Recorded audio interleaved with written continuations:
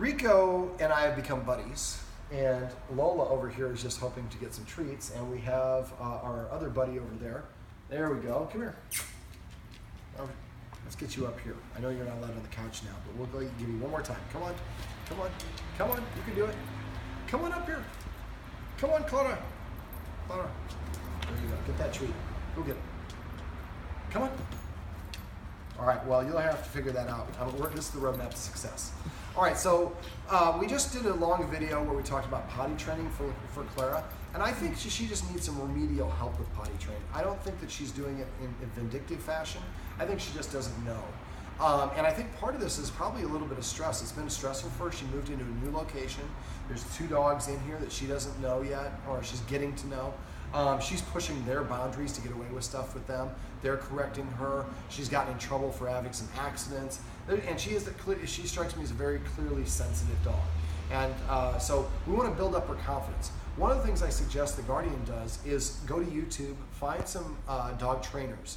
All these dog trainers want to get their own TV show. So they'll do all these videos. They'll show you how to play bang and dead, or hold a treat on the nose, or whatever it is.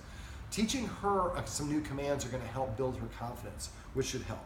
So she's trying to kind of be apologetic by licking his lips, and he's curling his lip to say, I don't want you close. He's being a little bit possessive of being on my lap. But because I'm kind of have set the tone, he's not going after her because he's counting on me to make sure that she doesn't get inappropriate. All right, so let's talk about some of the ways we're going to help the situation. For Clara here, we went over a lot of different rules that we can incorporate. One of them would be not being allowed on the furniture. This is an exception for the video. Not being allowed within 7 feet of humans while they're eating. That's disrespectful for the dog. Not being able to nudge the humans, or if I nudge the human, nothing happens. But as soon as the human does something, oh, there we go. Down. Or what is the command? Down. Down. There we go. So as soon as she does something that if she nudges us for attention instead of petting her, when she wants it, we're going to start petting her with a purpose. So when she nudges or scratches at us, we're going to tell her to sit. As soon as she sits, we're going to pet her under her chin so she feels good about it, and say just the word sit. Not good sit, not Clara sit, just the word sit. Most dogs know 10 command words. Most dogs know 10 commands, and on average, most Americans give each command 7 command words. Come here, over here, girl, tap my thigh, whistle, say the dog's name. Now the dog has to learn 70 words. So if we just say just the command word, when she sits, we pet her and say sit and only sit. That makes it easier for the dog to recognize the words that we want them to respond to, and will improve their performance and their obedience. Okay, so from now on, when the dogs request or demand attention, instead of us doing it, we're going to give them a counter order, tell them to sit or lay down. As soon as they sit, we pet them under the chin and say the word sit. If we want to pet our dogs just because we feel like it, we're still going to ask them to sit. They're sitting here, we're going to ask them to come sit here. They're sitting, we're asking them to lay down. And then we'll pet them the same way, saying the command word. After a while, the dog will start sitting in front, prepaying for that attention. I'd also like the Guardians to use passive training. Clara here is not very good at coming. Well, we might want to consider changing the word from come to here. And we also might want to, and we can also use passive training for whatever the word is. There you go. So if every time she comes to us, we pet her and say the word come, even though she did it on her own, we didn't ask her to. Did I get a call? No. Okay. We're saying goodbyes. So every time she comes to us, nice to meet you. Have a great night. Every time she comes to us, we're going to pet her and we're going to say the word come. And after a while, when we say come, she'll come to us expecting to get that same reward. So anything your dog does on a regular basis, you can train them to do. And I would recommend you do this with desirable actions. Now, one of the rules I said was not allow the dog on the furniture. Well, if the dog's on the furniture and we say off, and then as soon as the dog gets off, we would pet the dog and say the word off. So whenever I correct a dog, I always want to try to morph it so the end of it is a positive association. So as we tell the dog to get off, as soon as it gets off, we pet it and say the word off. Now, off has a positive annotation for the dog, and it's more inclined to want to get down when we ask it to get off. That sounds a little bit weird. Let me see what else. We went over counter conditioning. We did this off camera. Now, we did it for these two because these two like to bark, specifically him, and then she kicks in, and then she follows in as well. So we can use the counter conditioning technique where we smash a treat, let him look at it while he's watching dogs pass by the fence. Now, this would be helpful to arrange to have a dog that can walk by on our direction outside the fence. If that's not appropriate or reasonable, or we can't get that accomplished, just go over to Jocelyn Dog Park over here on Strand between 4 and 6 o'clock, sit across the street from one of the entrances and have these high value, the Tricky Trainer liver chicken flavored treats. And as soon as the dog, and we see a dog that's approaching, the gates may be to the fence, to the dog park is here, and they're walking here. So what I do is I squish the treat, I let him chew on it while he's looking at the dog, and as the dog is passing, we're moving the treat, so he's moving further and further away. And as soon as we get to the point where he's going to the dog park, we pop the treat in his mouth completely, or we take it away. So when the dog is approaching, I get the high value treat delivered. As soon as the dog walks away, the treat goes away. So after a while, the dog starts to associate dogs approaching as a positive thing.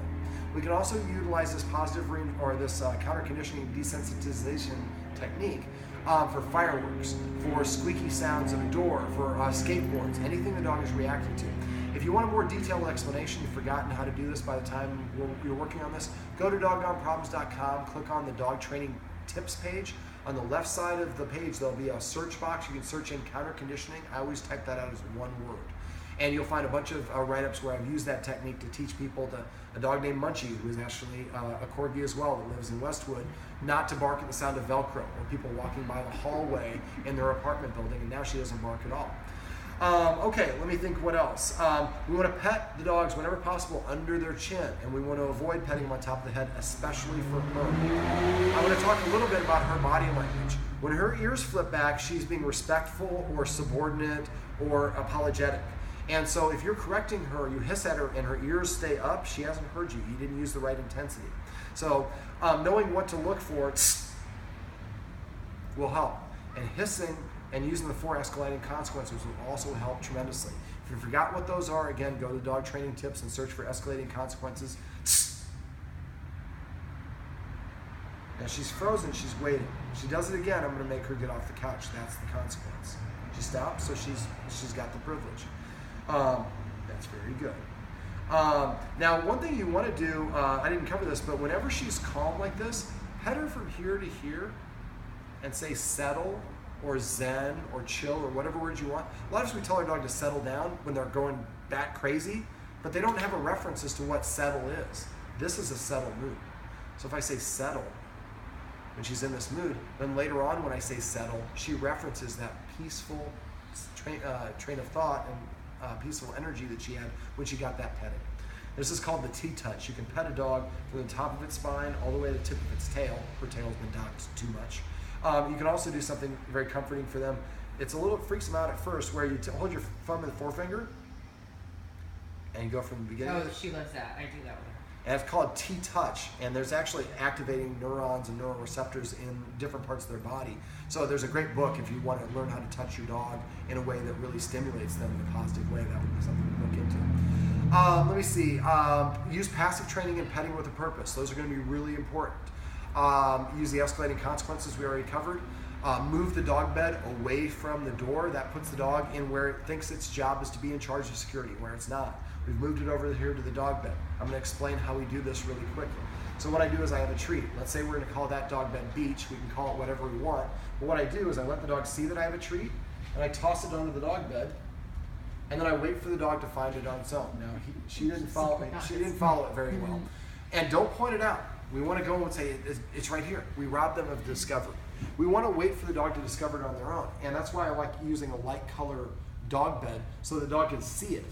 If every time we go to a restaurant we find a $100 bill in the lobby, we're going to eat there a lot. If every time the dog goes over there, there's a high value treat, and then when I touch it with my lips, I hear the word beach or stage or whatever the word is, I'm going to be more inclined to go there. And later on, we have a direction. We can tell her stage, and she goes over the dog bed to get a treat. So the way I do it at first is I let the dog see. There we go. She's going. Beach. So I toss it on the dog bed. The second the dog goes and touches it with its lips, I say the word beach. Then I wait for the dog to go away, and then I do the same thing. She'll pay attention. There we go. Beach. So at first I just toss the treat, let her go get it, and say the command word when she gets it. After a while, or the other ways that I can do it is like when she's distracted, leave one on the beach and don't tell her. Just watch. And when one of the dogs discovers it, goes over there, we say the word beach. The third way I do is I bring it over, put him in a sit or lie down, and give him the treat and say the word beach as well. Now, first this is to entice them to go there. After a while, it's to reward them for going there.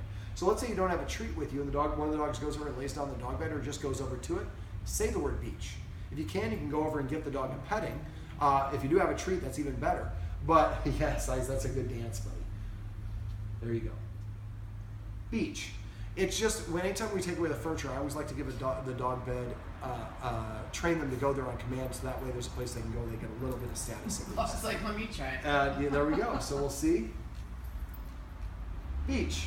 And again, we can change the word from beach to something else later on. You don't want to change it too much, but I'm just coming up with beach. The family might want to change it to something else. Okay. Sleeping in the bed should be off limits as long as we're having the pee-pee problems. And again, remember, the main thing is we want to just use positive reinforcements to get the dog to want to go potty. And that's great. Only did 3 treats and already she's going over the dog bed looking for him. All right, feeding. I'd like the guardians to start feeding the dogs with structure. We're going to do this here in a minute. We're going to do it off camera. Dogs eat in the order of their rank. So what I do is I put the food in the bowls, all the bowls on the ground, in a defensible position. Don't put it in the middle of the floor. They can all get to it. Then I eat something first. Dogs eat in the order of their rank. Usually this is a trick question. I ask my clients who should eat first. You should eat first. If you don't want to eat, just get a chip or a cracker, eat it in 5 or more bites. Then I would give each dog permission to eat one at a time. Now, I would say one of these 2 dogs should eat first because they live here and they should have more status than she should. So one of them goes over and eats. Whoever probably is more confident is probably going to be Lola, I'm guessing. So we let Lola go over and eat. When she takes her first bite, we're going to say chow, or grub, or feast, or supper, or whatever the word is that we want to assign just for Lola. When she takes her first bite for like 2 months, we say just supper. Then after about 2 months, we can say supper, and that to Lola means I get to go eat, and it doesn't mean anything to these 2 dogs because they didn't hear that word.